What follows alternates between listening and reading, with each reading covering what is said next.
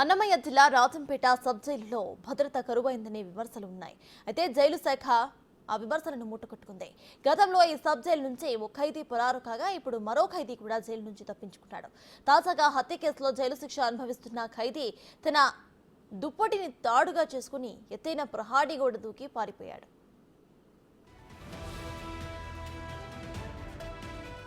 Railway Koduru రంగనాయకులపేటకు చెందిన భాష 2 హత్య కేసుల్లో శిక్ష పడడంతో 9 నెలలుగా జైలులో ఖైదీగా ఉంటున్నాడు.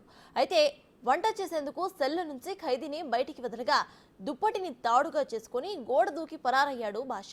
వార్డెన్ కానిస్టేబుల్ శ్రీనివాసులు లేని సమయం చూసుకుని అవలీలగా ఎత్తైన గోడ దాటేశాడు. ఈ ఘటనపై సిబ్బంది అప్రమత్తమయ్యారు.